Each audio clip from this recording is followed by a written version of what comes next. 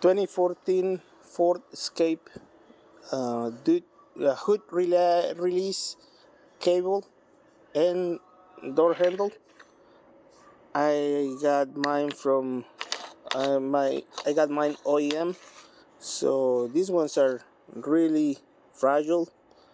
They're not meant to be tampered with. My cable in this case, this cable broke on the other end and couldn't get the hood to release. This piece here broke, and then couldn't get the cable to pull any to release the hood. So we had a hell of a time trying to get it open. Customer just kept prying and prying and prying, and finally broke this one into a few different places. So I got a couple of replacements from Ford. So I got a new handle from Ford and a new cable from Ford. Like I said, these are OEM parts. This part here is the one that is gonna go through the firewall and seal it up. I'll show you guys here in a little bit, see if I can make it happen. What I did on this old one is, since I already had the cable cut to kind of have a manual hood release type of deal until we got parts, is I just pulled this cable here out of the seal, and once that was out of there, I just push this seal here through the firewall into the engine bay, and that was how I was able to get it out of there so I can run this new wire. So let's see if I can get it running there. Okay, so the cable came through the firewall. This one here is my cable that runs through there, goes behind those wires in there, underneath of the fuse box, underneath of those wires. Up here I removed the battery and the battery box so I could see what I was doing, have a better view. And to be honest, without removing the battery box, I don't think you can actually do this job, which is not fun to do, but nevertheless it is what it is. At this point, should clip here, and then finally comes in there, goes in there, and the last but not least, clips in place, and then that should be good to go. As I said, this job, it is not impossible, but you do have to be a little bit patient with it. I removed this fuse box. I don't think you really have to do it. It makes it easy a little bit, but you don't really have to.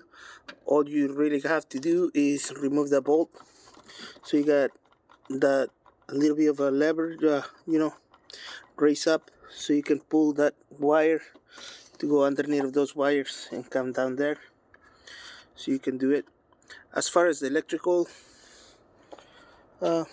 box or the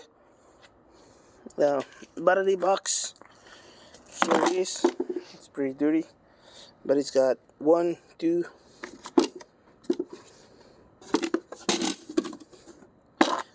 3 bolts holding it down. Once this battery is up in there, it should be like up in there like so, and then you're gonna have your negative cable, positive cable, and then this plate over here will slide in there into place,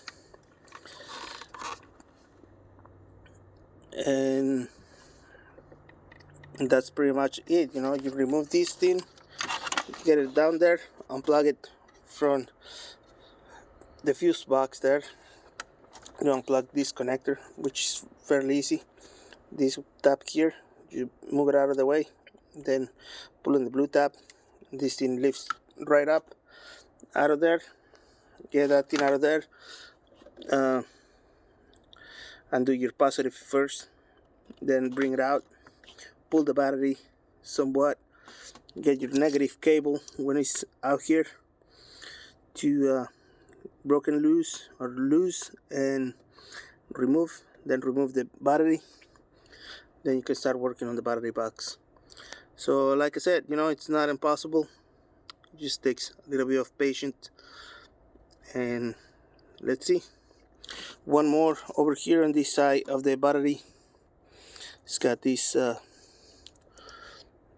I'm assuming it's gonna be the water heater solenoid that is attached to the side of the battery box. It's just attached with a T25, I believe it is. Anyways, you just got a screw holding it down to it. In order to do that, you have to remove